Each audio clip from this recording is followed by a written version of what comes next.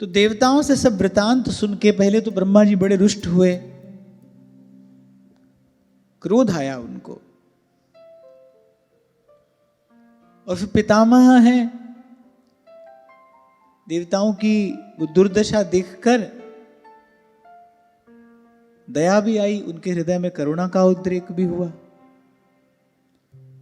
पर ब्रह्मा जी ने यह अवश्य कहा कि जो तुमने किया है बोले वो अत्यंत निंदनीय कर्म है। ऐश्वर्य के मद में अंधे होकर एक ब्रह्म ज्ञानी वेदज्ञ संयमी ब्राह्मण का सत्कार तो किया नहीं, अपितु उसका अपमान कर दिया। साधारण भी कोई अतिथि स्वरूप यदि आ जाए तो उसका सम्मान करना, उसका सत्कार करना यह धर्म है। अतिथि देवो भव।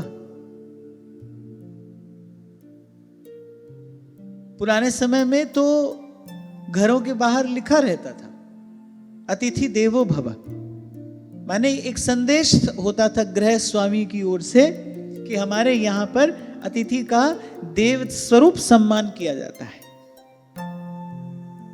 द्वार पर लिखा रहता था अतिथि देवो भव। ये बात दूसरी है, आज कुत्तों से सावधान लिखा रहता है।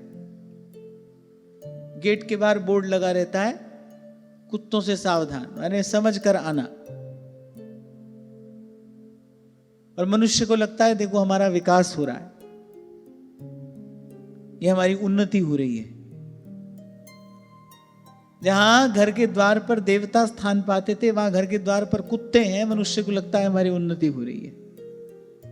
अगर ये उन्नति है फिर ह्रास किसको कहते हैं? एक बार बुद्धिजीवियों को इसका विचार जरूर करना चाहिए।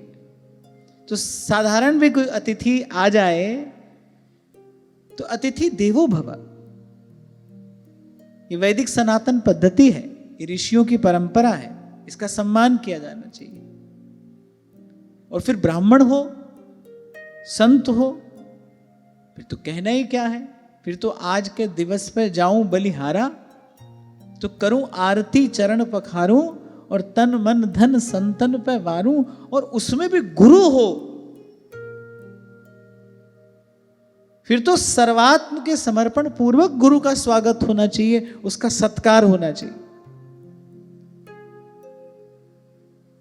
इसलिए वो परम वेदज्ञ ब्रह्मज्ञानी संयमी ब्राह्मण तो हैं ही, पर साथ साथ तुम्हारे गुरु हैं। तुमने केवल अतिथि का ही नहीं, तुमने केवल एक तत्वज्ञ संयमी ब्राह्मण का ही नहीं, अरे तुमने तो अपने गुरु का तिरस्कार कर दिया है।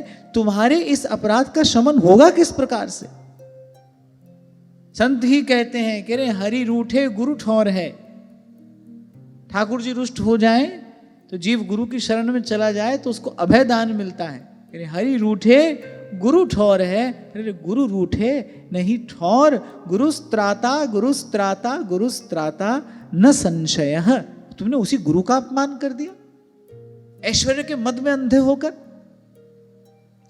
एक बात सदा सर्वदा स्मरण रखनी चाहिए, मुझको, आपको, हम सबको। हम में कोई भी गुण है, हम में कोई भी प्रतिभा है, मान लो कोई बड़ा विशेष गुण है, बड़ी विशेष प्रतिभा है, पर एक बात सदा याद रखें कि हमसे कहीं अधिक प्रतिभाशाली लोग यहां कल भी थे, आज भी हैं और कल भी होंगे। ये बात दूसरी है, भगवान की इच्छा से किसी की प्रतिभा प्रकट हो जाती है, किसी की प्रतिभा अप्रकट रहती है। पर ये कभी नहीं भूलना चाहिए, हम में यदि कोई विशेष गुण विशेष प्रतिभा है वो अभिमान का कोई कारण नहीं है। पहली बात तो भगवान का प्रसाद है, पहली बात तो भगवान का प्रसाद है। और दूसरी बात, जब हम हैं, हमारे साथ साथ हमसे कहीं अधिक प्रतिभाशाली लोग भी यहां पर हैं, कल भी थे और आगे भी होंगे। अनंत रूप रूपाय विष्णवे प्रभु विष्णवे, इस संसार की रचना करने वाले भगवान का एक नाम अनंत भी है, वही उनकी रचना भी अनंत रूप है। इसका कोई और छोर नहीं है, इसका कोई आर पार नहीं है। श्री गुरु नानक देव जी महाराज अपनी वाणी में कहते हैं, बोले इस आकाश के ऊपर लाखों आकाश और इस धरती के नीचे लाखों पाताल हैं। कोई व्यक्ति ये भी सोच ले मैंने सारे संसार का कल्याण कर दिया, तो वो समग्र अस्तित्व के सामने वो सारा संसार है कितना कितना। प्रातः स्मरणीय श्री स्वामी अखंडानंद जी महाराज ने अपने जीवन का ये संस्मरण सुनाया था। बोले एक बार बंबई में हम किसी सेठ जी के यहाँ गए, वो बड़े संस्कारी थे, सत्संगी थे, श्रद्धालु थे, और संतों गुरुजनों के सामने अपना दोष, अपना दुर्गुण कह ही देना चाहिए, उससे उसका मार्जन हो जाता है, उसका शमन हो जाता है। थोड़ी देर का सत्संग हुआ, चर्चा हुई उनसे। बहुत बड़े सेठ थे, बड़े समृद्ध व्यक्ति थे। मैंने बंबई में उनके समान कुछ एक ही लोग थे, अत्यधिक धन संपत्ति सब कुछ था, लेकिन वो संस्कारी थे। उन्होंने अपने मन की बात श्री स्वामी जी के चरणों में कह दी। उन्होंने कहा कि मैं जानता हूं कि इसमें से कुछ भी साथ नहीं जाएगा, भगवान की कृपा से मुझे थोड़ा संतों का संग मिला है, तो मैं जानता हूं कि धन संपत्ति ये सब क्षण भंगुर है और इसमें से कुछ भी साथ जाने वाला नहीं है, पर फिर भी मुझे अपने धन का अभिमान होता है। मैं इस अभिमान से अपने आप को मुक्त नहीं पाता हूं। आप मुझे कोई उपाय बताइए जिससे मैं इस अभिमान से मुक्त हो जाऊं। जब स्वामी जी ने कहा तुम्हारे यहां भारत का नक्शा है? बोले भारत का क्या, मेरे यहां तो संसार का भी नक्शा है, उठा लाए। बोले ढूंढो इसमें भारत कहां है? ये है भारत, कितना, इतना सा। अब इसमें बंबई ढूंढो, तो वो लेंस लेकर आए, वो दिखाकर बोले ये जो एक बिंदु दिखाई पड़ रहा है ये बंबई है। अब बोले इसमें तुम्हारी संपत्ति, मुंह नीचे कर लिया, मतलब ये कैसे बताऊं मैं इसमें हमारी संपत्ति क्या है? बोले कागज के टुकड़े में अपने आप को नहीं ढूंढ पा रहे हो तुम, तुम्हारे पास जो भी धन संपत्ति वैभव है, अरे कागज के टुकड़े में तुम अपना पता नहीं पाते हो, और अनंत कोटि ब्रह्मांडों में तुम्हारा अस्तित्व क्या है? भगवान के ऐश्वर्य का विचार करना चाहिए। ये जो श्रीमद् भागवत में भी भगवान के ऐश्वर्य का वर्णन किया गया है, किस लिए किया गया है? केवल इसलिए कि जीव को कभी अभिमान ना हो जाए कि मैं बड़ा हूं। इस समग्र अस्तित्व के सामने हमारा अस्तित्व क्या है? हमारे में कोई गुण प्रतिभा है भी? पहली बात तो गुण सब तेरे, और फिर हमसे अनेक अनेक गुणी और प्रतिभाशाली लोग हमारे साथ यहाँ इस संसार में हैं। अभिमान का तो कोई भी कारण नहीं है। जीव को भगवान से दूर करने वाला और जीव को भगवान से दूर रखने वाला केवल अभिमान है। जब मैं था तब हरि नहीं, और जब हरि हैं मैं नहीं। सीधी बात संतों ने कही है। जीव को भगवान से दूर करने वाला भी अभिमान है। जीव जैसे ही अपने आप को कर्ता समझता है, भगवान से दूर हो जाता है। मैंने तो पूर्व भी कभी आपको कहा था, कर्ता के लिए वो दृष्टा है, क्योंकि भगवान कहते हैं ना, ये यथा माम प्रपद्यन्ते तांस तथैव भजाम्यहम्, जाकी रही भावना जैसी प्रभु मूरत देखी तिन तैसी। जो अपने आप को कर्ता समझता है उसके लिए वो भगवान दृष्टा है, उसको देखता है, बस समय आने पर भले बुरे का फल उसको दे देता है, बस उसका इतना ही कार्य है। तो कर्ता के लिए वो दृष्टा है। लेकिन जो अपने आप को कर्ता न मान कर प्रभु के चरणों में अपने आप को समर्पित कर देता है, समर्पित के लिए वो सदा उपस्थित है, सदा संग है, सदा सहाय है। आपको भगवान से क्या काम लेना है आप सोचो। आपको भगवान से केवल इतना ही काम लेना है, भाई हम करते रहें, भरते रहें, भगवान समय आने पर भले बुरे का हमको फल देते रहें, तो इसके लिए भी तैयार हैं। इसमें बल्कि उनको कम ही मेहनत करनी पड़ती है। केवल बैठकर तुमको देखना ही तो है, केवल दृष्टा भाव से वो आपको देख रहे हैं, आप कर रहे हो और भर रहे हो, फिर मर रहे हो। समर्पित के लिए तो उनको परिश्रम करना पड़ता है। इसीलिए कहते हैं भगवान, मुक्तिम ददाति करहि चित स्मन भक्ति योगम। ये मुक्ति तो मैं दे देता हूं, बोले भक्ति देने में मैं थोड़ा विचार करता हूं, थोड़ा संकोच करता हूं, क्योंकि एक बार अगर मैंने किसी को अपनी भक्ति प्रदान कर दी, बोले फिर तो भाई सदा सदा के लिए, अनंत अनंत काल के लिए मुझे एक प्रकार से उसका सेवक ही बन जाना पड़ता है। जीव तो कहने को ही सेवक है, असली सेवक तो भगवान है। पल पल जीव की संभाल, जीव की रखवाली, जीव का भरण, जीव का पोषण भगवान ही तो कर रहे हैं। योग क्षेमम वहाम्य हम, भगवान कह तो रहे हैं, जो अप्राप्त है उसकी प्राप्ति कराता हूं और जो प्राप्त है उसकी रक्षा करता हूं। तो देखो, विचारो, जीव की सेवा तो भगवान कर रहे हैं, हम क्या भगवान की सेवा कर रहे हैं बताओ? भगवान की वस्तु भगवान के सामने लाके रख दी, भगवान की सेवा हो गई। भगवान की सृष्टि से फल फूल तोड़कर भगवान को निवेदन कर दिए, ये भगवान की सेवा हो गई। तुम्हारे साथ कोई ऐसा करके देखे, झपट पड़ोगे उसका। अरे दुष्ट, हम पर कोई एहसान कर रहा है क्या? हमारी वस्तु हमको लाकर दे रहा है, हम पर कोई उपकार कर दिया? जीव यही तो कर रहा है सदा से, भगवान की वस्तु भगवान को निवेदन कर दी, लगता है बड़ी सेवा कर रहे हैं। अरे सेवा तो भगवान कर रहे हैं।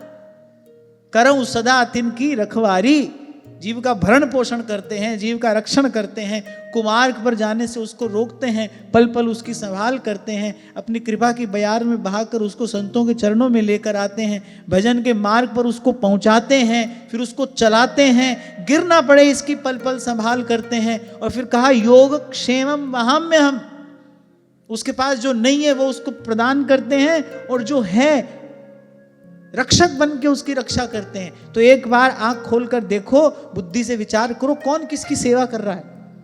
हम भगवान की सेवा कर रहे हैं या भगवान हमारी सेवा कर रहे हैं? तो भगवान कहते हैं भाई अगर किसी को भक्ति दे देते हैं फिर तो भाई उसका सेवक बन जाना पड़ता है।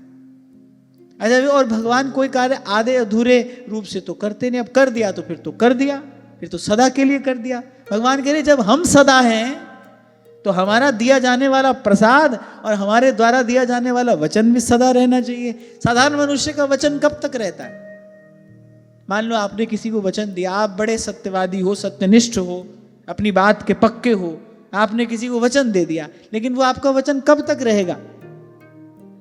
जब तक आप हो तभी तक तो आपका वचन रहेगा, जब तक आपका जीवन है तब तक आपका वचन रहेगा। अब भगवान तो अनादि अनंत हैं, जब वो किसी को वचन दे देते हैं तो वचन तो फिर सदा सदा के लिए हो जाता है। तो सदा सदा के लिए, अनंत काल तक अनंत भगवान को उसका निर्वाह करना पड़ता है।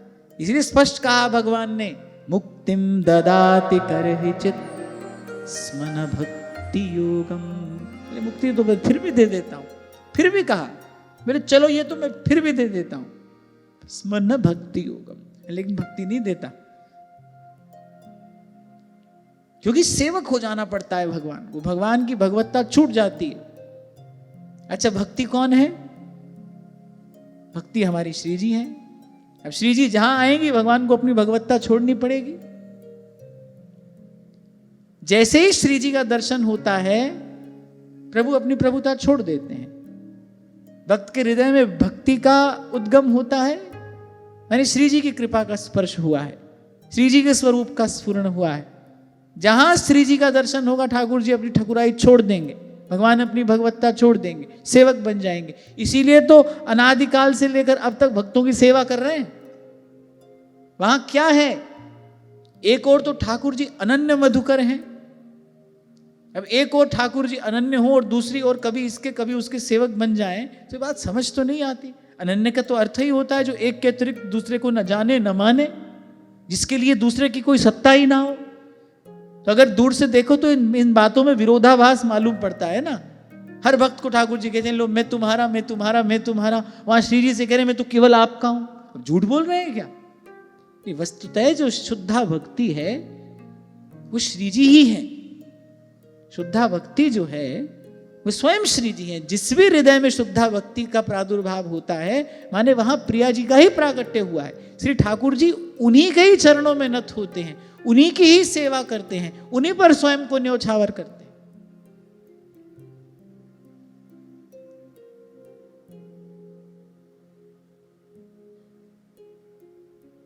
तुम कहां से चले थे कहां आ गए?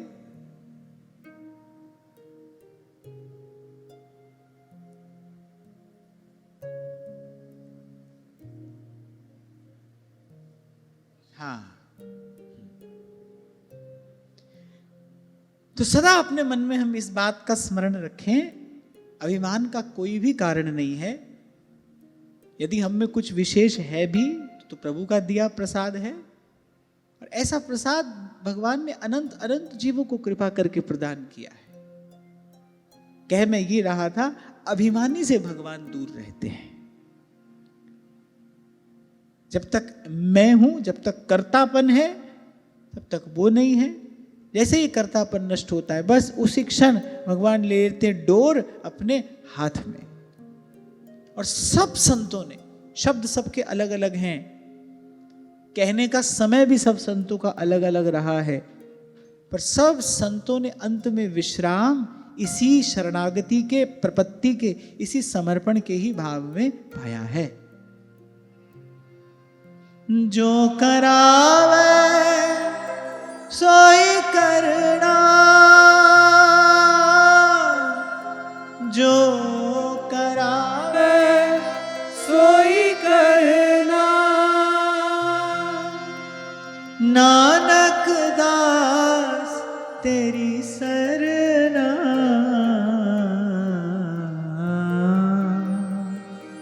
प्रभु डोरी हाथ तुम्हारे,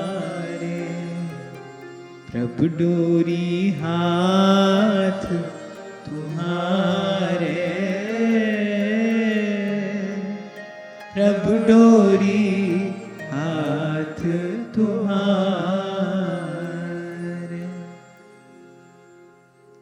तो मैं कह ये रहा था कि आप देखो आपको भगवान से क्या काम लेना है। आप चाहते हो केवल दृष्टा बने रहें, समय पर आप फल देते रहें, तो तैयार है, इसके लिए प्रसन्न है इसमें वो तो। आप चाहते हो वो पल पल आपकी संभाल करें, आपके जीवन की डोर अपने हाथ में ले लें, वो आपके रथ के सारथी बन जाएं, फिर पूर्ण समर्पण की अपेक्षा है उनको। तो ब्रह्मा जी ने कहा कि देखो इसी अनीति का फल है। टूटे फूटे आए थे सब देवता, साधारण शस्त्रों से दानवों ने पराजित कर दिया, श्रीहीन हो गए, शक्तिहीन हो गए, ऐश्वर्यहीन हो गए, विभूतिहीन हो गए, कांतिहीन हो गए, क्षीण हो गया देवत्व। एक और बात सदा स्मरण रखें, जीवन में जो भी शुभ है, मंगलकारी है, पवित्र है, कल्याणकारी है, विशिष्ट है, उसके मूल में आशीर्वाद है और कुछ नहीं। उसके मूल में संतों गुरुजनों का आशीर्वाद है, कृपा है।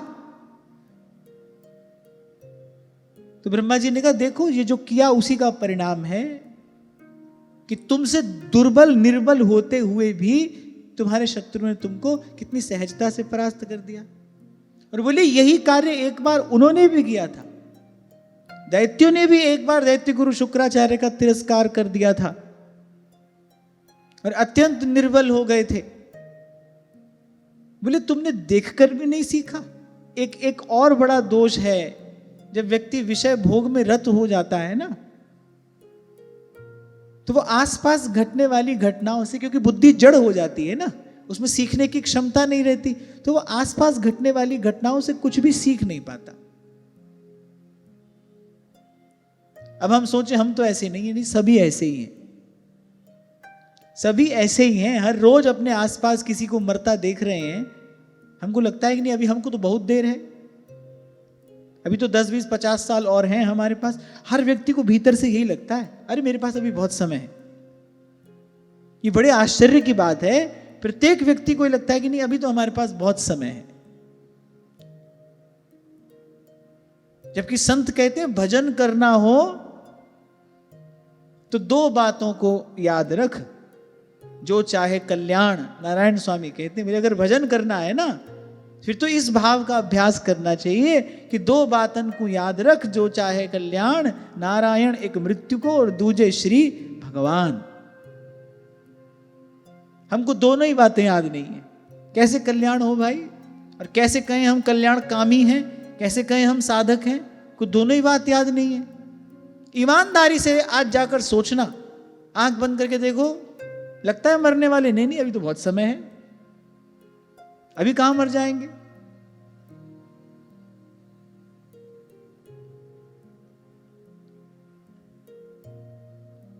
तो ब्रह्मा जी ने कहा कि तुमसे पहले दैत्यों ने भी यही कार्य किया था, उन्होंने भी अपने गुरु का तिरस्कार किया, निर्बल दुर्बल हो गए, तुमने ही उनको परास्त किया था।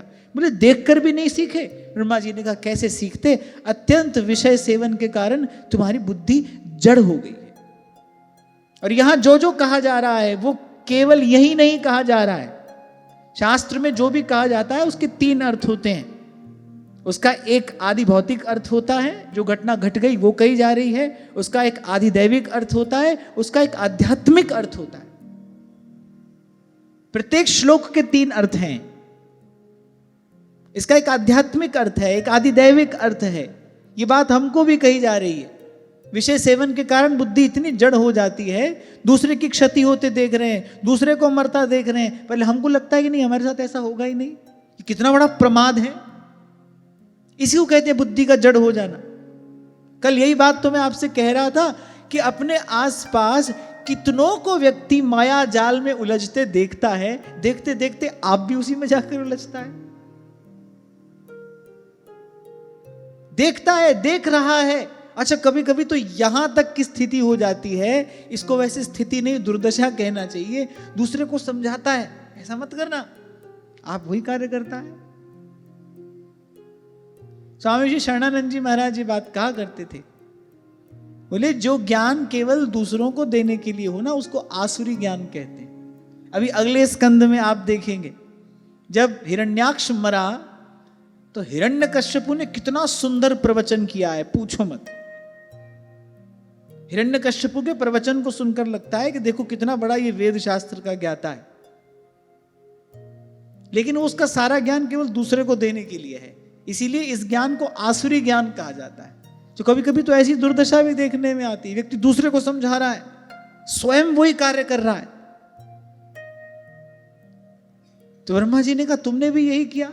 अरे तुमने देखा था जब तुम्हारे शत्रुओं ने दैत्य गुरु का तिरस्कार किया और जब वो उस अपराध के परिणाम स्वरूप निर्बल हो गए, तुमने उनको परास्त कर दिया था। बोले आज तुमने स्वयं वही अपराध कर दिया।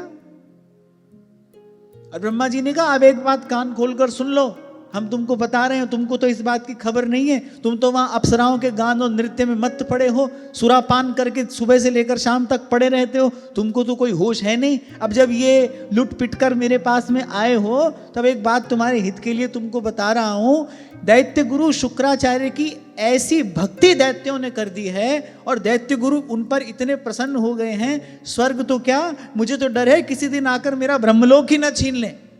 उनकी शक्ति इतनी बढ़ चुकी है इस समय कि स्वर्ग तो क्या, वो ब्रह्मलोक पर भी अपना अधिकार प्राप्त कर सकते हैं। और ये शक्ति पाई कहां से? बोले गुरु की भक्ति से ये शक्ति उन्होंने प्राप्त कर ली है। गुरु प्रसन्न हो जाए, समर्थ सदगुरु हो, प्रसन्न हो जाए तो क्या नहीं दे सकता। आप एक बार व्यवहारिक दृष्टि से देखो इस घटना का, आप एक बार केवल व्यवहारिक दृष्टि से विचार करो। श्री महाप्रभु जी के दर्शन से पहले नरवाहन जी का जीवन कैसा है? मार काट, लूट पीट, यही सब तो उनके जीवन में है। घोर तमोगुण से भरा हुआ उनका जीवन है। प्राण लेने में उनको एक क्षण नहीं लगता किसी के। लूट, चोरी, हत्या, यही सब उनके जीवन में भरा है। महाप्रभु का दर्शन हुआ, पता नहीं क्या घटना घटी, एक क्षण में लो महाप्रभु ने कहा नरवाहन प्रभु निहार, प्रभु का दर्शन ही करा दिया। अरे अपनी वाणी में महाप्रभु जी ने नरवाहन जी को स्थान दे दिया। अनंत काल तक ये वाणी है और अनंत काल तक ही नरवाहन जी का नाम उस वाणी में है। गुरु चाहे तो क्या नहीं दे सकता। समर्थ सदगुरु हो तो उसके लिए क्या अदेय है? अरे वो भगवान दे सकता है और तो देना रह ही क्या गया। इसीलिए कहा सर्वदेवमयो गुरु, सब देवता गुरु में निवास करते हैं। सारे तीर्थ धाम आपके चरणों में, हे गुरुदेव प्रणाम आपके चरणों में। फिर ब्रह्मा जी ने एक और बात कही, न विप्र गोविंद गवीश्वराणा भवन्ति भद्राणि नरेश्वराणा। ब्रह्मा जी ने कहा कि जो श्रेष्ठ मनुष्य ब्राह्मण, गौ और गोविंद को सर्वस्व मानकर उनकी सेवा करते हैं और जिन पर इन तीनों की कृपा रहती है, बोले उनका कभी अमंगल नहीं होता। देवताओं को एक प्रकार से ब्रह्मा जी ने विधि बता दी कि अब अपनी खोई शक्ति पुनः प्राप्त करना चाहते हो, अपने अपराध का मार्जन करना चाहते हो, स्वर्ग को पुनः प्राप्त करना है, तो फिर ब्राह्मण, गौ और गोविंद इन तीनों की तन मन धन से, मन प्राण से सर्वात्म समर्पण पूर्वक सेवा करो। जो इनकी सेवा करता है उसका कभी अमंगल नहीं होता। आप देखो कितने दयालु हमारे ऋषि मुनि, उन्होंने सहज ही हमारी जीवन शैली में इन तीनों की सेवा जोड़ दी। भगवान का भजन, गौ ब्राह्मण की सेवा। मैं तो आपको सदा से ये बात कहता आ रहा हूं, हमको गौ ब्राह्मण की सेवा किस लिए करनी है? क्योंकि पवित्र भारतवर्ष में हमारा जन्म हुआ है, केवल इसलिए करनी है। इसके बदले में हमको कुछ मिलेगा, ऐसी दुर्बुद्धि अपने मन में नहीं लानी। अरे इस पवित्र भारत भूमि पर सुर दुर्लभ नरदेह की हमको प्राप्ति हुई है, भगवान ने कृपा करके हमको ये जन्म जीवन दिया है, केवल इसलिए हमको गौ ब्राह्मण की सेवा करनी है। कहा था मैंने आपसे, प्रत्येक सनातन धर्मावलंबी का ये कर्तव्य है, ये किसी पर उपकार नहीं है, ये कर्तव्य है। गौ का ग्रास, ब्राह्मण का हिस्सा, हम किसी भी मत संप्रदाय को मानने वाले क्यों ना हो, अरे पर भारतवासी है ना, गंगा यमुना का जल हमने पिया है ना, इसी मिट्टी में हमने जन्म लिया है, इसी मिट्टी से हमारा शरीर बना है जिससे हम भजन कर रहे हैं। किसी भी मत संप्रदाय के अनुयायी हम क्यों ना हो, पर इस विषय में तो सबको एक मत रहना चाहिए।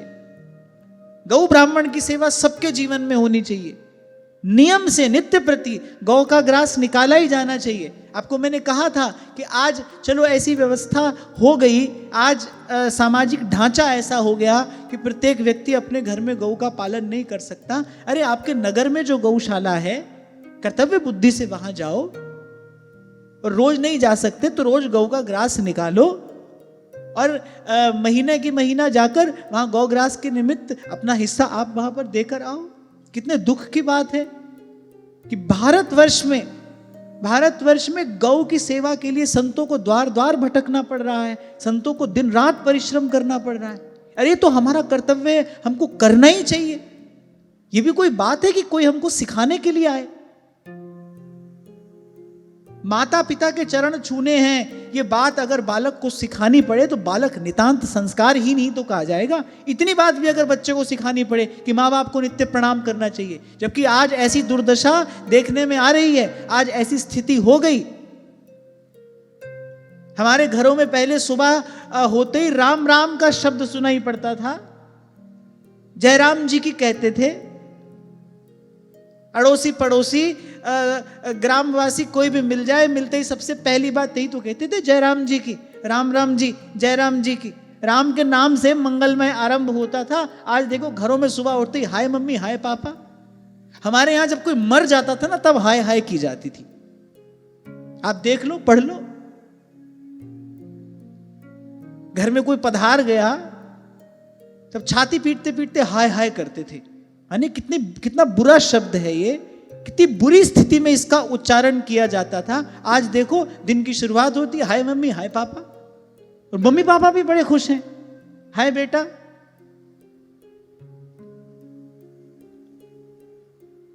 आपको हो सकता है मेरी बात सुनकर लगे मैं कितने पुराने जमाने की बात कर रहा हूं। जब मैं कभी ये सुनता हूं ना, माँ बाप कहते हैं कि हम तो हमारे बच्चों के फ्रेंड्स हैं, हम तो उनके साथ में फ्रेंड्स की तरह रहते हैं। क्यों? तुम्हारे बच्चों को माँ बाप की जरूरत नहीं है?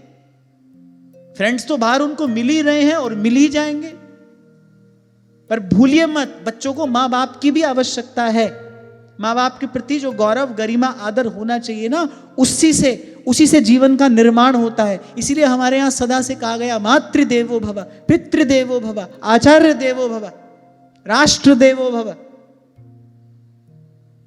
बड़े खुश होकर बताते हैं, नहीं नहीं हम तो हमारे बच्चों के फ्रेंड्स हैं। बच्चे हमसे कुछ नहीं छुपाते, उनके साथ ही बैठकर खा पी लेते हैं। तुम अपने बच्चों के फ्रेंड्स बने हो, इसीलिए ये दशा सामने आ रही है। लेकिन कुछ भी नहीं छुपाते, सब बात हमको बता देते हैं। अरे बच्चों के जीवन में ऐसा कुछ हो ही क्यों जो उनको छुपाना पड़े? बच्चों की जीवन शैली ऐसी बने ही क्यों कि उनको कुछ छिपाना पड़े?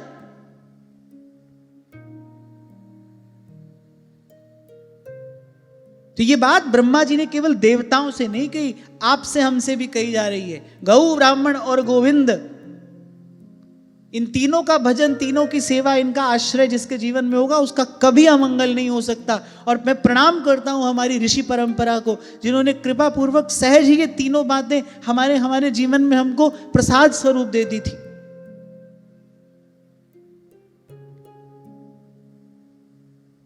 किसी भी हिंदू धर्मावलंबी के घर में ऐसा नहीं होता था कि गौ ग्रास और ब्राह्मण का ग्रास निकालने से पहले कोई भोजन कर ले, यज्ञ से पहले भोजन कर ले। वृक्ष कोई भी हो, लेकिन यदि अपने मूल से हट जाए तो कभी हरा भरा नहीं रह सकता। मैं कहीं भी किसी अन्य मत विचार की अवहेलना, निंदा या खंडन बिल्कुल भी नहीं कर रहा हूं, और मैं तारतम्य बिठाने के लिए भी नहीं बैठा हूं, हम बड़े हैं कोई और छोटा है। मैं तो केवल ये कहना चाह रहा हूं कि ये परंपराएं, ये संस्कृति हमारा मूल है। हमको यदि हरा भरा रहना है, हमको यदि फलते फूलते रहना है, हमको यदि उन्नति करनी है, तो हमको अपने मूल से जुड़ा रहना पड़ेगा ना। हमको अपने मूल का सिंचन करना पड़ेगा ना। जिस देश में हमारा जन्म हुआ, जिस कुल परंपरा में हमारा जन्म हुआ, हमको उसका आदर करना पड़ेगा ना। मैं बिना ये कहे, क्योंकि कभी कभी ये भी कहा जाता है ना कि दूसरे को छोटा बताकर हम अपने आप को बड़ा बनाना चाहते हैं। मैं किसी को छोटा नहीं कह रहा हूं, सबका आदर सम्मान करते हुए वासुदेव सर्वम, जो भी है सब भगवान की लीला है। पर हमको तो भाई इस देश में, इस ऋषि मुनियों की परंपरा में जन्म मिला है ना, हमको तो अपने मूल का सिंचन करना है। तो बड़ा मूल्यवान सूत्र यहां ब्रह्मा जी ने देवताओं को दिया। बोले अगर अपनी कोई शक्ति पुनः प्राप्त करना चाहते हो, अगर असुरों पर विजय प्राप्त करना चाहते हो, यहां गूढ़ार्थ क्या है? आज प्रत्येक मनुष्य आसुरी वृत्तियों से पीड़ित है कि नहीं? घोर रजोगुण और तमोगुण से जीवन भर गया है कि नहीं?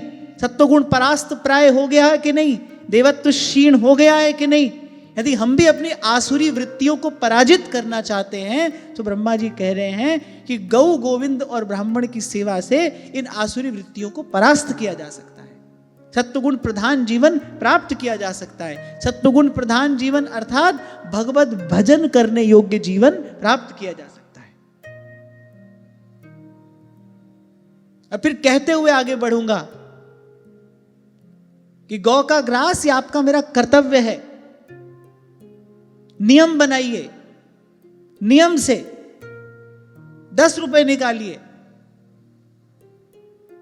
और मैं ये नहीं कहूंगा कि आपको कहां देना है। आप जहां रहते हैं वहीं शहरों में आज खूब गौशालाएं हैं, लोग गौ सेवा कर रहे हैं, वहीं जाइए, उसको दीजिए, अपने कर्तव्य का पालन करिए। गौ ब्राह्मण की सेवा, आदर, ये कर्तव्य बुद्धि से हमको करना है। और भगवान का भजन, ये तो भाई हमारा परम धर्म है। यही तेरो काज है, ये तो करना ही है, करते ही रहना है, और इसी को करते हुए ये सब कार्य करना है। इसलिए मैंने कहा प्रत्येक श्लोक के 3 अर्थ हैं। एक तो आदि भौतिक अर्थ है, एक तो ये जो कथा है जो आप सुन रहे हैं, एक काल में ऐसी घटना घटी, देवता गए ब्रह्मा जी के पास रोते पीटते, ब्रह्मा जी ने उपाय बताया, एक तो ये घटना घट गई। एक उसका आदि दैविक अर्थ है, ये घटना हमारे भीतर भी घट रही है। गुरु ने कहा भजन करो, गुरु ने कहा बेटा भजन करना, इस असार संसार का त्याग करके भगवान पर दृष्टि रखकर भजन करना। नहीं किया, गुरु का तिरस्कार हुआ कि नहीं हुआ? अब गुरु का तिरस्कार होने से क्या होगा? जो आसुरी वृत्तियां हैं वो प्रबल होंगी, सत्वगुण शिथिल पड़ जाएगा, देवता परास्त हो जाएंगे। देवता दानव भी तो भीतर ही हैं, देवता भी हैं और दैत्य भी हैं। देवता परास्त हो जाएंगे, दैत्य जीत जाएंगे, जीवन की दुर्दशा हो जाएगी, आदि व्याधि उपाधि से घिर जाएगा जीवन। उससे त्राण पाने का, उससे छुटकारा पाने का उपाय ब्रह्मा जी बता रहे हैं। भज गोविंदम, भज गोविंदम, गोविंदम भज मूढ़ मते। अगली बात बड़ी महत्वपूर्ण है। पहले तो ब्रह्मा जी ने कहा ये कार्य करो, गौ ब्राह्मण और गोविंद की सेवा करो। तद्विश्वरूपं भजताशु विप्रं तपस्विनं त्वाश्रमथात्मवन्तं सभाजितोऽर्थान् सविधास्यते वो यदि क्षमिष्यध्वमुतास्य कर्म। ब्रह्मा जी ने कहा लेकिन ये सब बिना गुरु के करोगे कैसे? उपासना करने के लिए उपासना पद्धति की आवश्यकता है। सांगोपांग उपासना के लिए क्या चाहिए? रविदास जी महाराज ने बताया ना, यदि सांगोपांग उपासना करनी है क्या चाहिए? इष्ट गुरु मंत्र और अनुकूल संग। अब ब्रह्मा जी ने कहा गुरु का तुमने अपमान कर दिया, गुरु का तुमने अनादर कर दिया, गुरु तुमसे रूठ कर चले गए। अच्छा ढूंढा मिले नहीं। यहां एक और बात है जो कही तो नहीं गई है पर दिखाई पड़ रही है। आप देखो इसीलिए गोस्वामी जी कहते हैं देवता स्वभाव से ही स्वार्थी होते हैं। गुरु के प्रति श्रद्धा तो है लेकिन सकाम श्रद्धा है। किस लिए? क्योंकि गुरु के आशीर्वाद से ये सब मिल रहा है। अब यदि गुरु से प्रेम होता तो कहते भाई मर जाएंगे जब तक गुरु जी मिलेंगे नहीं तब तक चैन से बैठेंगे नहीं। अब ब्रह्मा जी ने क्या कहा? बोले देखो गुरु तो है नहीं तुम्हारे पास, अब तुम त्वष्टा के पुत्र विश्वरूप के पास जाओ, उनकी सेवा करो, उनको गुरु के रूप में पुरोहित के रूप में वर्ण करो, जाओ तुम्हारा काम बना देंगे। देवता बड़े खुश हो गए। Sometime there is a story between the lines. कहा नहीं गया है यहां पर कुछ भी। फिर मैं विचार कर रहा था कि देवताओं की अपने गुरु में श्रद्धा है, वो भी सकाम श्रद्धा है। क्यों? क्योंकि भाई उनको पता है गुरु जी आशीर्वाद देंगे तो हम भरे पूरे रहेंगे, फलते फूलते रहेंगे। श्रद्धा भी है तो वो कारण से श्रद्धा है। गुरुदेव रुष्ट हो गए, चले गए, अगर गुरु के चरणों में प्रेम होता तो फिर तो भाई आमरण अनशन लेकर बैठ जाते देवता कि जब तक गुरुदेव प्रसन्न नहीं होंगे तब तक हम यहां से उठेंगे नहीं। ब्रह्मा जी ने कहा जाओ दूसरे को गुरु बना लो। बड़े खुश हो गए, वाह बड़ा अच्छा उपाय बता दिया। अब वहां चले जाते हैं। जबकि विश्वरूप कौन है? शत्रुओं के भांजे हैं, दैत्यों की बहन है रचना, उनका विवाह हुआ त्वष्टा के साथ, उनसे विश्वरूप की उत्पत्ति हुई। अब हैं तो शत्रु। अब ब्रह्मा जी ने कहा अगर थोड़ी देर के लिए ये बात भूल सको कि वो शत्रु पक्ष के हैं, बड़े तपस्वी हैं, ब्रह्म तेज से संपन्न हैं और परम संयमी हैं और तुम्हारा काम बना सकते हैं, सच्चे अर्थों में ब्राह्मण हैं, बोले जाकर थोड़ा समय उनकी सेवा करो, यदि उनको प्रसन्न कर लो तो तुम्हारा काम बना देंगे। देवता बड़े प्रसन्न हो गए। अब तुम सोचो देवता बड़े स्वार्थी हैं, हम तो नहीं है, हम भी ऐसे ही हैं। मनुष्य यही तो करता है, जहां से काम बने भाई वो तो वहीं जाएगा, वहीं पे भीड़ मिलेगी। स्वार्थ लाग करहि सब प्रीति। संत अपना अनुभव यूं ही थोड़ी कह रहे हैं। झूठी देखी प्रीत जगत में, झूठी देखी प्रीत, झूठी देखी प्रीत जगत में, झूठी देखी प्रीत। अब देवता बड़े प्रसन्न हो गए, पहुंच गए त्वष्टा के पुत्र विश्वरूप के पास और बड़ा लाड़ लड़ाए, जाकर उनको हृदय से लगा लिया, मस्तक चूम लिया, संबंध बता रहे हैं, देखो हम तुम्हारे पितर ही हैं तो तुम्हारे संबंधी ही ना। अच्छा देवता और दैत्य दोनों के पिता तो एक ही हैं, कश्यप हैं। दिति से दैत्य प्रकट हुए, अदिति से देवता। तो बोले तुम्हारे हमारे पूर्व पुरुष तो एक ही है ना। और सब बात उनको कहने लगी, देखो तुम्हारे रिश्तेदार हैं, इस समय बड़ी विपत्ति में हैं, तुम हमारा कार्य बना सकते हो, और धर्मोपदेश कर रहे हैं। बोले हमारे लिए तो तुम पुत्र के समान हो, और सत्पुत्रों का सबसे बड़ा धर्म यही है कि अपने पिता की भी और अन्य गुरुजनों की भी सेवा करें। और जो ब्रह्मचारी हैं, तपस्वी हैं, ऋषि हैं, उनके लिए तो सब एक समान है, उनका तो कोई शत्रु मित्र होता नहीं। तो बोले इस समय तो तुमको हमारा कार्य कर ही देना चाहिए। अच्छा देवताओं ने जो उपदेश दिया उसमें दो चार बातें बड़े काम की हैं, हमको भी सुन लेनी चाहिए। क्या कह रहे हैं? आचार्यो ब्रह्मणो मूर्ति पिता मूर्ति प्रजापते भ्राता मरुत्पतेर्मूर्तिर् माता साक्षात क्षितेस्तनु। बोले जो गुरु है ना, जो आचार्य है, वो साक्षात वेद की मूर्ति है। माने गुरु की सेवा हो गई, माने सब वेदों की सेवा हो गई। पिता बोले वो साक्षात ब्रह्मा की मूर्ति है। ब्रह्मा जी के मंदिर में जाकर ब्रह्मा जी की पूजा करने की विशेष आवश्यकता नहीं है। आपने मनसा वाचा कर्मणा पिता की सेवा कर ली, बोले ब्रह्मा की सेवा हो गई। पिता साक्षात ब्रह्मा की मूर्ति है। बोले इसी प्रकार माता साक्षात पृथ्वी की मूर्ति है। इसीलिए तो गणेश जी जीत गए थे। कहा जो पृथ्वी की प्रदक्षिणा लगाकर पहले आ जाएगा वो प्रथम पूज्य होगा। वो सच में पृथ्वी की प्रदक्षिणा लगाने निकले। गणेश जी परम बुद्धिमान है, वही माता पिता की प्रदक्षिणा लगा ली। क्यों? क्योंकि माता साक्षात क्षितेस तनुः, शास्त्र प्रमाण है, माता साक्षात पृथ्वी की मूर्ति है। बोले उसी प्रकार जो बहन है वो दया की मूर्ति है। और बड़ी अच्छी बात यहां कही, बोले जो अतिथि है ना वो साक्षात धर्म की मूर्ति है। घर में अतिथि आया है, आपने अतिथि की सेवा कर दी, अतिथि को प्रसन्न कर दिया, आपने धर्म पालन कर लिया। इसलिए आज जहां सत्र आरंभ हुआ, हमारे यहां लिखा रहता था अतिथि देवो भव। अतिथि देवता का स्वरूप है। इसलिए कल मैंने आपसे कहा था घर में कोई अतिथि आए और उसकी कुछ खाने पीने की इच्छा ना हो तो जोर जबरदस्ती करना तो ठीक नहीं, पर भले एक प्रसाद का कण आप उसके सन्मुख रखिए, आप कहिए कि इसको ग्रहण करके जाइए। अगर अतिथि बिना कुछ ग्रहण किए चला जाए तो फिर साथ आपका पुण्य ले जाएगा। अतिथि का सत्कार होना चाहिए, स्वागत होना चाहिए, सत्कार होना चाहिए। अतिथि देव है। और यहां तो कहा गया अतिथि साक्षात धर्म की मूर्ति है।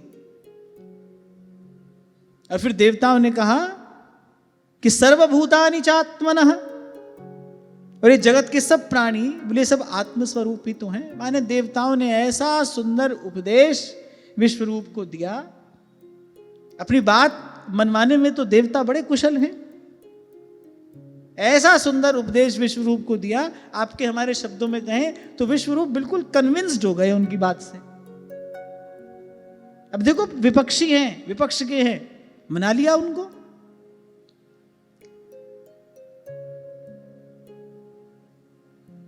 अब फिर कहने लगे हम तुम्हारे पितर हैं, इस समय शत्रुओं ने हमें जीत लिया है, बड़े दुखी हो रहे हैं। पुत्र तुम अपने तपोबल से हमारा ये दुख दारिद्र्य पराजय टाल दो, और तुमको हम लोगों की आज्ञा का पालन करना चाहिए, क्योंकि हमने तुमको अनेक अनेक कारण प्रदान कर दिए। देखो यहां कितनी सुंदर बात है। देवताओं का दुख, देवताओं की दरिद्रता, देवताओं की पराजय, इस सब का नाश करने में कौन समर्थ है? भजन समर्थ है। क्यों आए हैं विश्वरूप के पास? क्योंकि वो तपस्वी हैं, संयमी हैं, वेद अग्नि की सेवा करने वाले हैं, तपोनिष्ठ ब्राह्मण हैं। इसीलिए सब बलों में सर्वश्रेष्ठ तप बल को ही कहा गया। आप देखो पुराणों में कथा पढ़ो, खटखट करता अपनी खड़ाओं से कोई तपस्वी ब्राह्मण आ जाता था ना, तो चक्रवर्ती के पद पर बैठा राजा भी भय से कांप जाता था कि कोई तपस्वी ब्राह्मण आ गया है, भाई इसको प्रसन्न कर देना चाहिए। यदि किसी भी प्रकार से ये रुष्ट हो गया तो ये सब वैभव एक क्षण में नष्ट हो जाएगा। सब बलों में सबसे बड़ा जो बल है वो तप का ही बल है। या और शब्दों में मैं कहूं, सरल शब्दों में मैं कहूं तो भाई भजन का ही बल सबसे बड़ा बल है। सूरदास जी बड़े चतुर हैं, भगवान का भक्त बड़ा चतुर होता है, इसीलिए कहते छोटे मोटे बल नहीं है और ना हमको इसकी आवश्यकता है। अपबल तपबल और बाहुबल, चौथो बल है दाम। सूर किशोर कृपाते सब बल, सूर किशोर कृपाते सब बल, हारे को हरि नाम सुनेरी मैंने निर्बल के बलराम, सुनेरी मैंने निर्बल के और कहा तुम ब्रह्मनिष्ठ ब्राह्मण हो, जन्मना ब्राह्मणो गुरु। और ब्राह्मण जन्म से ही गुरु होता है, तुम जन्म से ही हमारे गुरु हो। हम तुम्हें आचार्य के रूप में वर्ण करके तुम्हारी शक्ति से अपने शत्रुओं पर विजय प्राप्त करना चाहते हैं। यही हमारे मन का मनोरथ है और तुमको इसको पूर्ण करना चाहिए। और देवराज इंद्र ने एक बात और कही कि आवश्यकता पड़ने पर, अब व्यवहार जगत में भी बड़े काम की बात है, सुन लो। वो कह रहे हैं आवश्यकता पड़ने पर अपने से छोटे का पैर छूना भी निंदनीय नहीं है। आवश्यकता पड़ने पर अपने से छोटे के सामने भी यदि झुकना पड़े तो बोले झुक जाना चाहिए। और वैसे भी बड़ा कौन है? जिसको ज्ञान है वही बड़ा है। महाभारत में भगवान वेदव्यास कहते हैं न तेन स्थविरो भवति येनास्य पलितम शिरः। बोले जिसके बाल पक गए हैं, माने जिसके केश श्वेत हो गए हैं, बोले केवल वही बड़ा नहीं है, बच्चा भी यदि ज्ञानी है तो देवता उसी को ही वृद्ध मानते हैं। और ये धर्म ग्रंथ में, महाभारत धर्म ग्रंथ है, पंचम वेद है, और पंचम वेद में भगवान वेदव्यास से बात कहते हैं। येनास्य पलितम शिरः, जिसके बाल पक गए, केश श्वेत हो गए, नतेन स्थविरो भवति, वही बड़ा नहीं है, वही वृद्ध नहीं है। बालोपि यः प्रजानाति, बच्चा भी यदि ज्ञानी है, तम देवा स्थविरम विदुः। आप देखो सुखदेव जी महाराज जैसे ही सभा में आए, कितने बड़े बड़े तपस्वी ऋषि, ब्रह्मनिष्ठ, ब्रह्मतेज संपन्न, भगवत विभूति संपन्न महात्मा वहां बैठे थे। अरे स्वयं उनके पिता ही बैठे थे, भगवान वेदव्यास भी उस सभा में बैठे थे। जैसे ही श्री सुखदेव जी महाराज आए, सब अपने स्थान से उठकर खड़े हो गए। सबने प्रणति पूर्वक उनका अभिवादन किया, उनका अभिनंदन किया, उनको उच्चासन प्रदान किया। क्यों? क्योंकि ज्ञान में सबसे बड़े हैं। और यहां देवराज इंद्र ने भी यही बात कही कि वेद ज्ञान को छोड़कर केवल अवस्था बड़प्पन का कारण नहीं है। बाल पक जाते हैं, शरीर जर्जर हो जाता है, व्यक्ति की वृत्ति वही तेरे मेरे में लगी रहती है, उसको बूढ़ा थोड़ी मानना चाहिए। हाँ ठीक है, अवस्था को देखकर प्रणाम कर दो, अवस्था को देखकर प्रणाम करना चाहिए, अनादर नहीं करना चाहिए। पर यहां शास्त्र के हिसाब से जिसको ज्ञान है वही बड़ा है, वही श्रेष्ठ है, माने उसी का आचरण अनुकरणीय है। यहां कहने की बात यह है आचरण किसका अनुकरणीय है। अब आप कहो कि भाई हमारे माता पिता बूढ़े हो गए, तेरी मेरी में लगे, अब ये तेरी मेरी में लगे तो हम भी तेरी मेरी में लगेंगे, ये बात ठीक नहीं है। उनका आचरण अनुकरणीय नहीं है। उनका प्रणाम करो, उनकी सेवा करो, उनका सहयोग करो, लेकिन आचरण तो उसी का अनुकरणीय है जो ज्ञान में बड़ा है। यहां सार की बात यह है। अब विश्वरूप तो बहुत छोटी अवस्था के हैं, देवता तो बहुत बड़े हैं। और जब देवताओं ने यह कहा ना कि आवश्यकता पड़ने पर अपने से छोटों का पैर छूना भी निंदनीय नहीं है, तो ये कहकर मानो पैर छू ही तो लिया। जैसे किसी को आप थप्पड़ दिखा दो तो दिखा दिया तो भाई आधा तो मारे ही दिया, जब दिखा दिया तो मारे ही दिया। ऐसे ही जब देवताओं ने यह कह दिया ना, अच्छा पांव छुए नहीं, छूते तो क्या होता। विश्व रूप के हित का विचार करके ही देवताओं ने चरण स्पर्श नहीं किए। अगर देवता चरण स्पर्श करते तो विश्व रूप का तप, उनका पुण्य क्षीण हो जाता। कोई बड़ा अगर आपको झुककर प्रणाम करे तो ध्यान रखना, आपका तप, आपका पुण्य क्षीण होता है। माता, पिता और आचार्य, इनको तो कभी भी किसी भी स्थिति में झुककर प्रणाम नहीं करना चाहिए अपने आश्रित जन को, अपने बालक को। इससे क्या होता है? इससे बालक का, इससे आश्रित का, इससे शिष्य का पुण्य क्षीण होता है। ऐसा कभी भी नहीं करना चाहिए, इसमें शास्त्र प्रमाण है।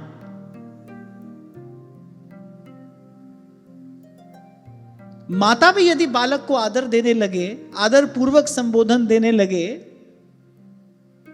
तो इससे क्या होगा? इस बालक का पुण्य क्षीण हो जाएगा। माता को ऐसा कभी नहीं करना चाहिए।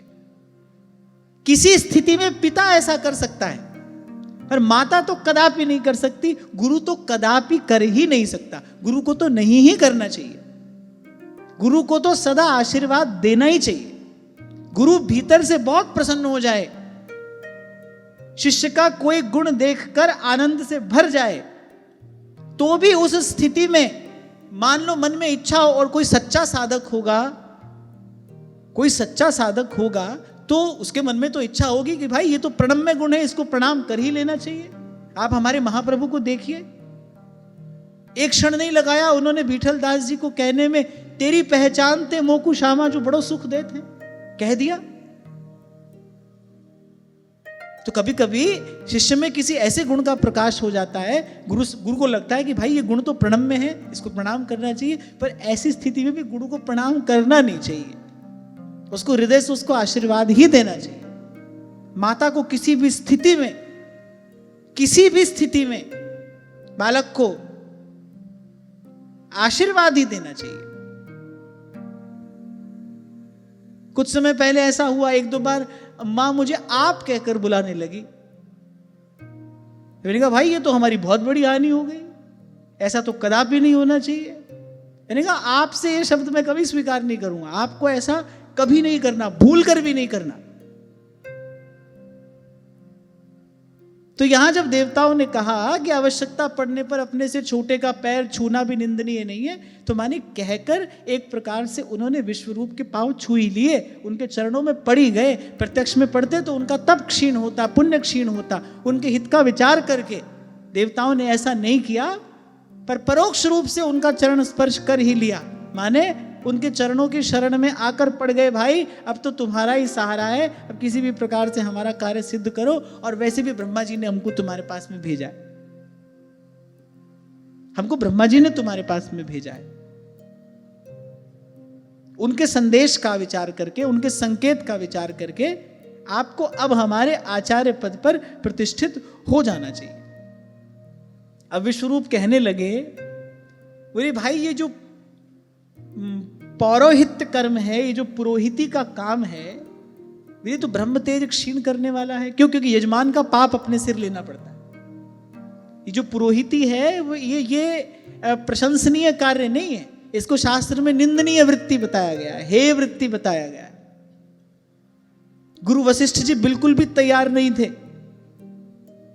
रघुकुल के पुरोहित बनने के लिए, लेकिन जब ब्रह्मा जी ने कहा कि इस कुल में भगवान अवतार लेंगे, तुमको भगवान का नामकरण करने का अवसर मिलेगा, भगवत दर्शन का अवसर मिलेगा, तुमको भगवान को उपदेश देने का और भगवान से प्रसाद पाने का अवसर मिलेगा, तब उन्होंने ये कर्म स्वीकार किया कि भाई इसके फलस्वरूप मुझे भगवान मिलेंगे।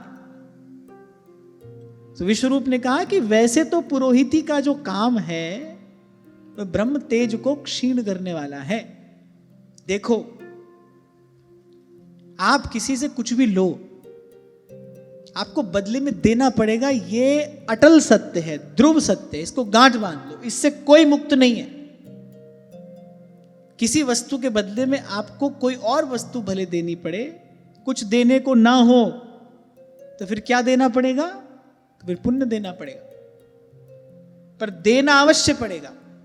इसीलिए कुछ काल पहले एक सत्र में मैंने बड़ी विनम्रता पूर्वक ये निवेदन किया था, जो लोग विरक्त होकर यहाँ वृंदावन में भजन कर रहे हैं, उनको तो केवल नाम और वाणी का आश्रय लेकर ही भजन करना चाहिए, अत्यधिक वस्तु के संग्रह से बचना चाहिए।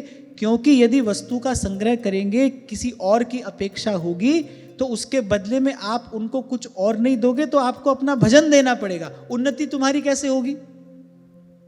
आगे कैसे बढ़ोगे भजन में? प्रकट सेवा आदि का विधान तो गृहस्थ व्यक्ति के लिए है, जो कमाता है उसको भाई अपने अपने अर्जित धन से संत गौ ब्राह्मण गोविंद की सेवा करनी ही चाहिए, ये तो उसका धर्म है। लेकिन जो विरक्त होकर यहाँ आप कहोगे भाई सब छोड़कर अब वृंदावन आ गए, किस लिए आ गए? बोले श्री जी का भजन करने के लिए आए हैं। आप यदि सब त्याग के वृंदावन में आए हो और आप यहाँ विरक्त होकर, विरक्त वृत्ति से, विरक्त होकर माने विरक्त वृत्ति से, मैं ये नहीं कह रहा हूं कि आप एक विशेष प्रकार का वेश धारण करके ही भजन कर रहे हो, पर अगर विरक्त वृत्ति से भजन कर रहे हो फिर तो भाई उत्तम उपयुक्त यही है कि नाम और वाणी का आश्रय लेकर हमारे पूर्वाचार्यों की जो रहनी है, उनकी जो परंपरा है, उसी के अनुसार यहां रहकर भजन करना चाहिए। किसी से लोगे तो फिर देना पड़ेगा। मैंने देखा यहां पर बहुत सी माताएं, क्षमा करना आप मेरी बात को अन्यथा मत लेना, बहुत सी माताएं यहां वृंदावन में आ गई। अब उनके परिवार वालों की भी अनुकूलता है, प्रसन्नता है, वो जितना धन अपने परिवार से चाहती हैं परिवार धन दे देता है, वो यहां पर रहकर सेवा कर रही हैं। पर भाई ध्यान रखना, परिवार से धन ले रहे हो तो बदले में परिवार को देना कुछ नहीं पड़ेगा। आप इस नियम से छूट नहीं सकते, आप इस नियम से बच नहीं सकते। आप उनके प्रति अगर अपने कर्तव्य का पालन नहीं कर रहे, फिर आपको क्या करना पड़ेगा? फिर आपको अपना भजन उनको देना पड़ेगा। नहीं भी दोगे तो आपका किया हुआ उनको मिल रहा है। अब सोचो, जहां खड़े हो वहीं के वहीं तो खड़े रहोगे। आवश्यकता क्या है इसकी?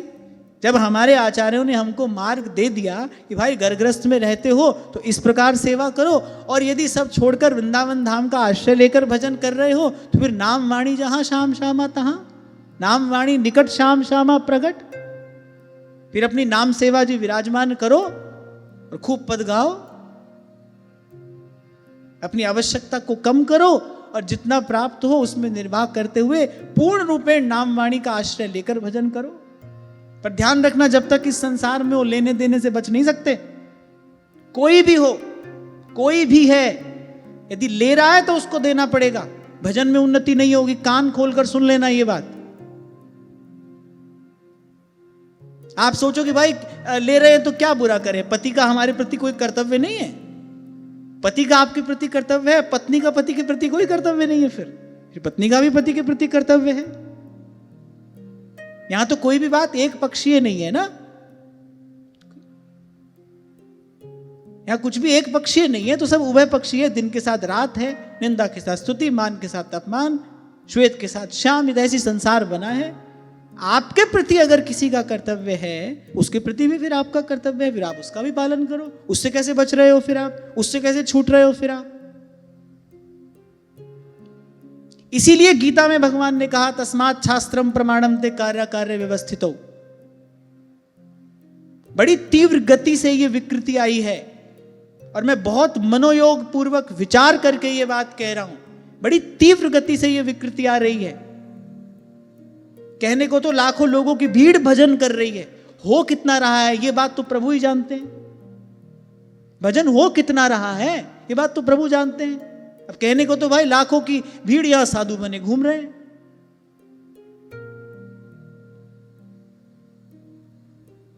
कल ही मैं आपसे कह रहा था ना कि किसी ने मुझसे कहा, बोले अब आप साधु हो गए क्या? मैंने कहा नहीं भाई, अभी तो मुझ में इतना साहस आया नहीं है।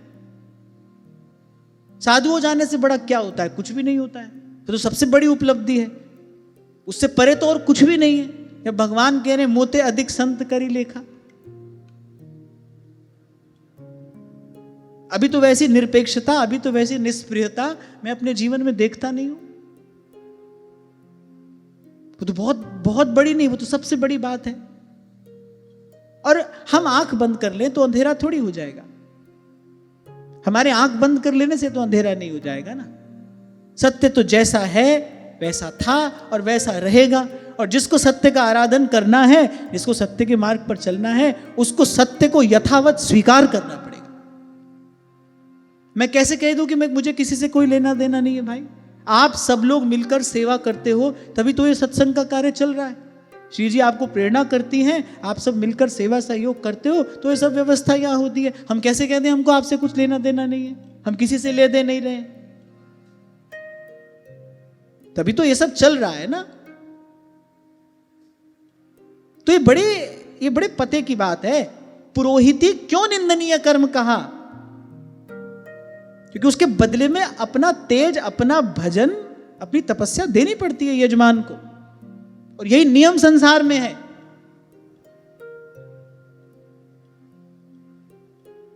बालक आ गए यहां पर भजन करने के लिए कि भाई हमारे माता पिता बड़े संपन्न हैं, माता पिता ने भी व्यवस्था कर दी, अब आप कर रहे हो क्योंकि ठीक है भाई, माता पिता का हमारे प्रति कर्तव्य है, तुम्हारा भी फिर कुछ कर्तव्य है ना माता पिता के प्रति।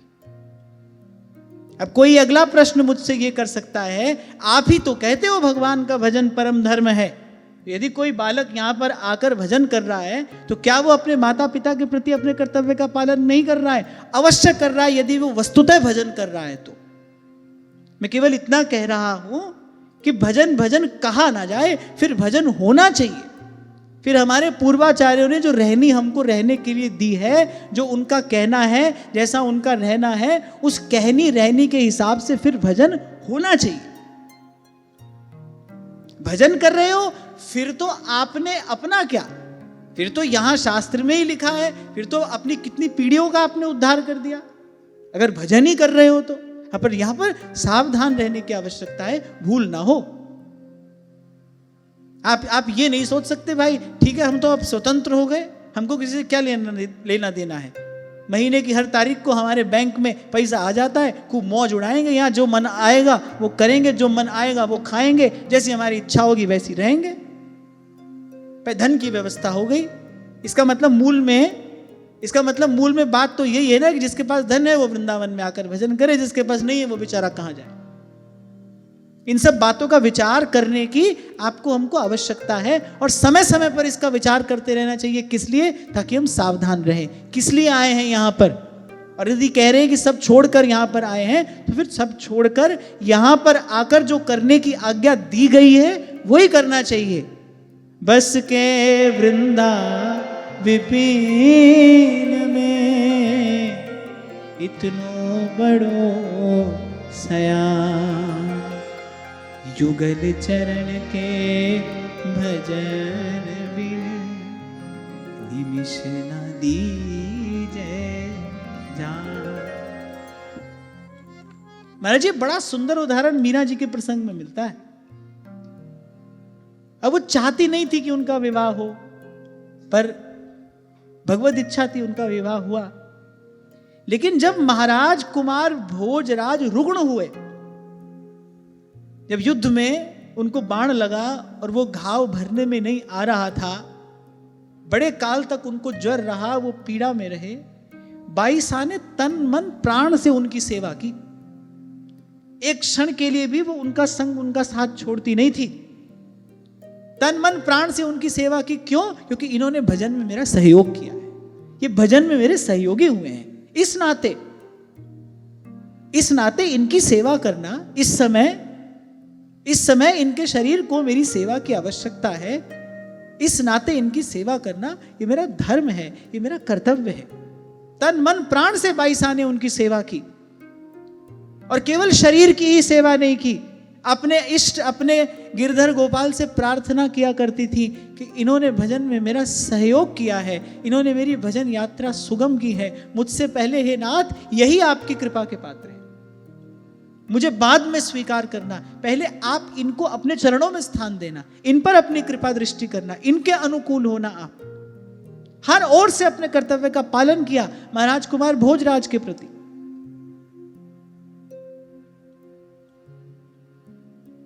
अरे भाई मैं तो ये कहता हूं, किसी ने प्यास लगने पर आपको एक गिलास पानी भी पिलाया है ना, मान लो एक समय ऐसा था आपको प्यास लगी थी, किसी ने आपको पानी पिलाया, उस समय यदि आपको पानी नहीं मिलता तो आपके प्राण चले जाते।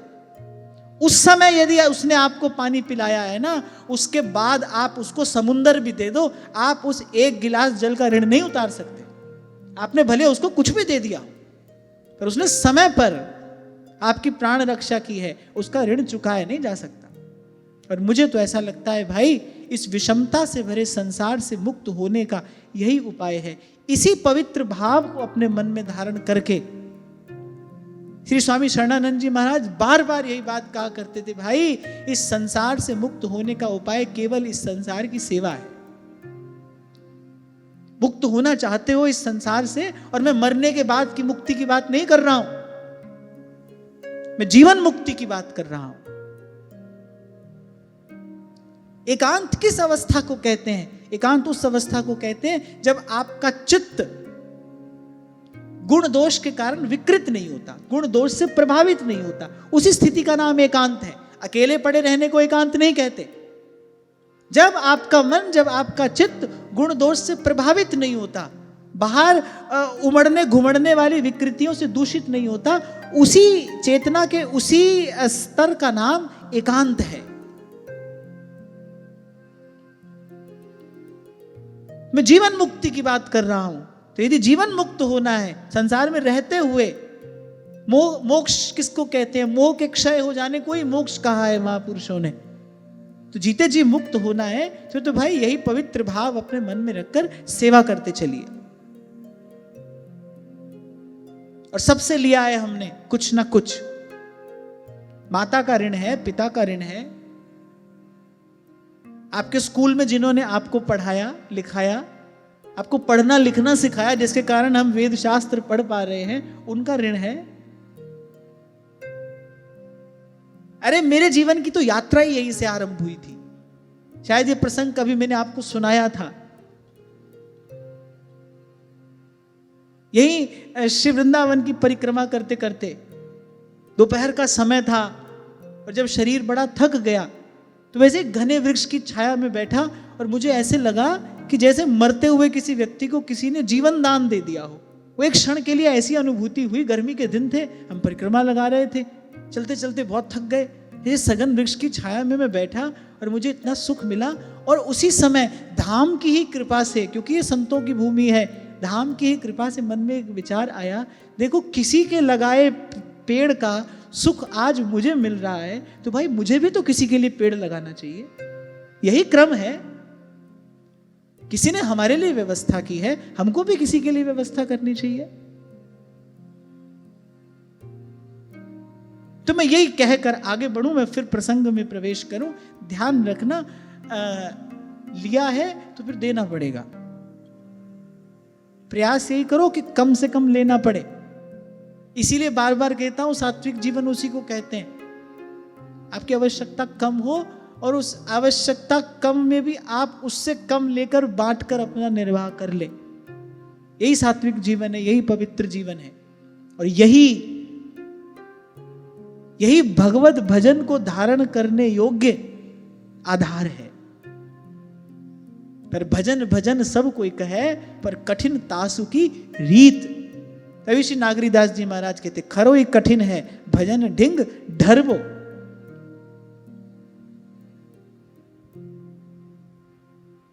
तभी सरल शब्दों में आपको कई बार कहता हूं, अपने हिस्से का सुख छोड़ो। अपना दुख तो व्यक्ति गा गा कर सुनाता है सबको, जहां अवसर मिलता है वहीं अपना दुख गाना आरंभ कर देता है। पर हो सके तो अपने हिस्से का सुख छोड़िए, अपने हिस्से का सुख बांटिए, किसी और को दीजिए। तो विश्वरूप ने कहा, विगर्हितं धर्मशीलैर ब्रह्मवर्च उपव्ययम कथम नु मद्विधो नाथा लोकेशैरभियाचितम्।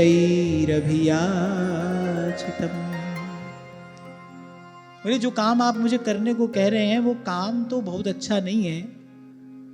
मेरे ब्रह्म तेज को, मेरी तपस्या को, मेरे पुण्य बल को क्षीण करने वाला ये काम है। और धर्मशील महापुरुषों ने इसकी निंदा की, जिनकी दृष्टि में धर्म का मूल्य है, धन का नहीं, ऐश्वर्य का नहीं।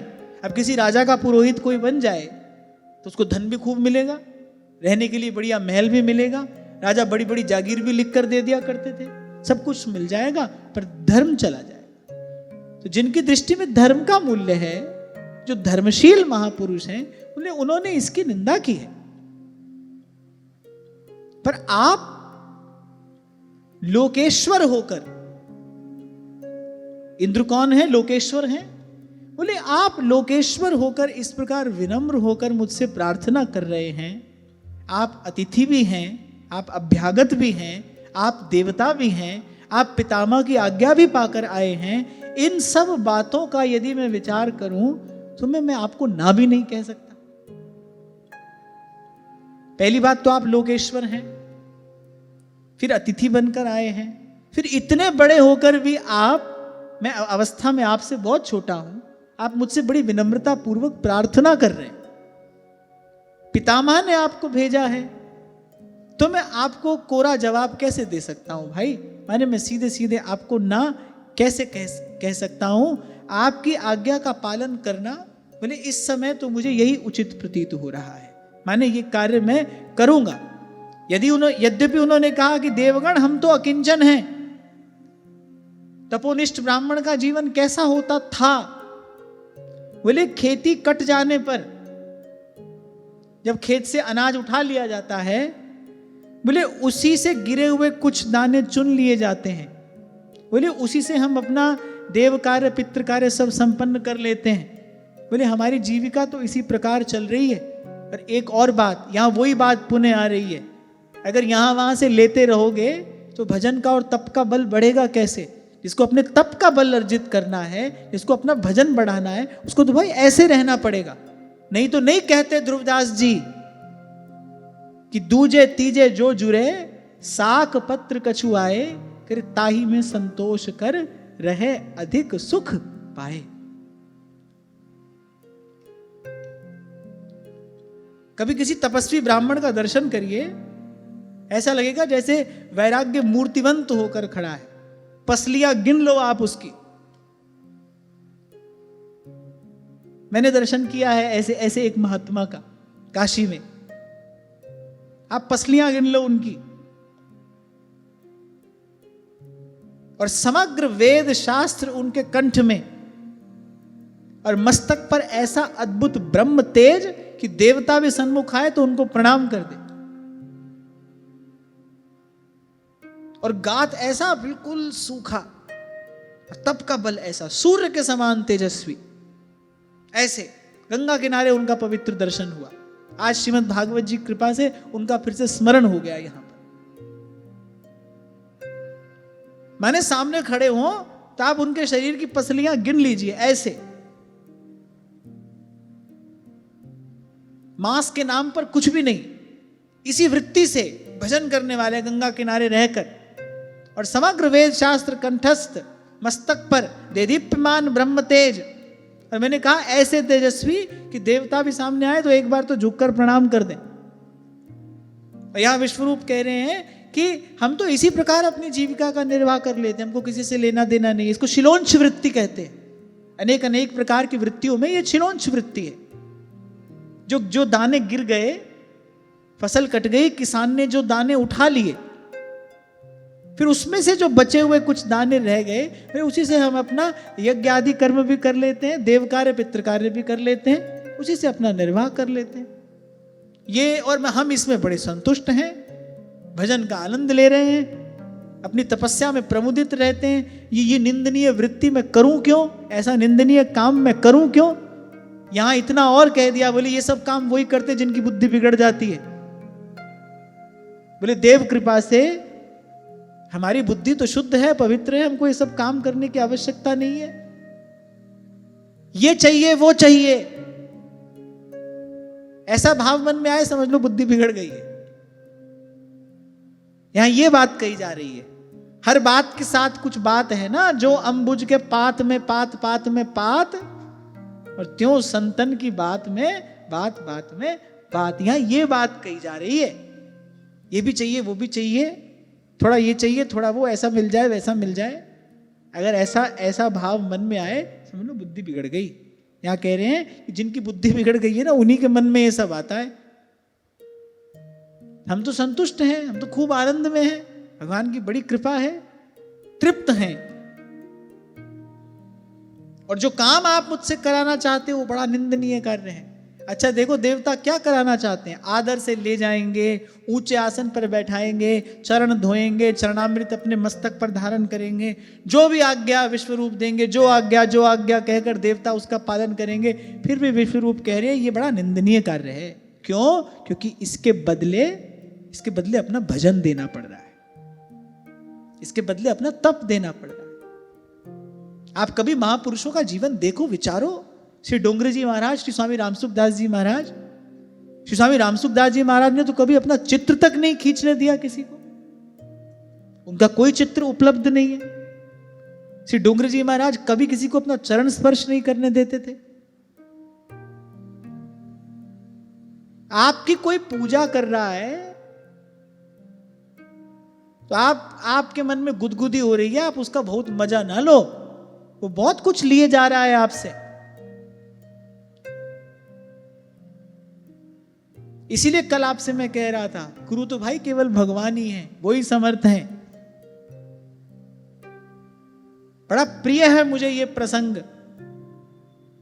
राजसूय यज्ञ में जब पूछा गया कि किसकी अग्र पूजा होनी चाहिए, सब फुदक रहे थे। शिशुपाल तो बहुत ही चिल्ला रहा था, पर जो बुद्धिमान थे ना, जिनको तत्व का ज्ञान था, जो पढ़े लिखे लोग थे, जिनकी बुद्धि शुद्ध सात्विक पवित्र थी, जो वस्तुतः तत्व के ज्ञाता थे, उन्होंने कहा पूजा के योग्य केवल भगवान हैं, पूजा के योग्य केवल वासुदेव हैं। जहां वासुदेव विराजमान हो वहां केवल उन्हीं की पूजा होनी चाहिए।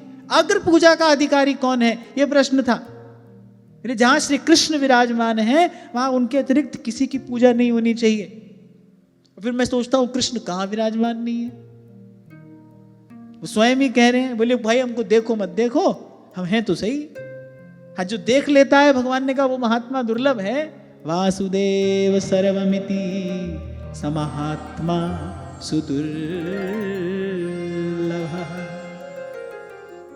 पर है तो सब जगह। और जब वो सब जगह है तो भाई पूजा के अधिकारी तो वही हैं।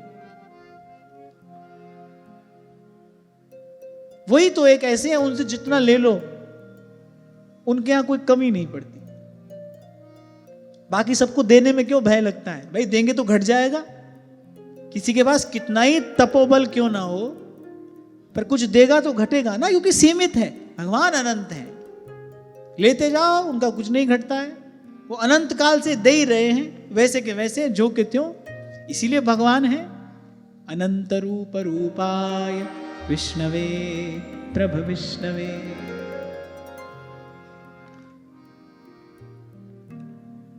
इसलिए उपनिषदों के मंत्र कहते हैं पूर्णमदः पूर्णमिदं पूर्णात् पूर्णमुदच्यते पूर्णस्य पूर्णमादाय पूर्णमेवावशिष्यते। सदा पूर्ण है, उनसे उनको ले लो तो भी पूर्ण है।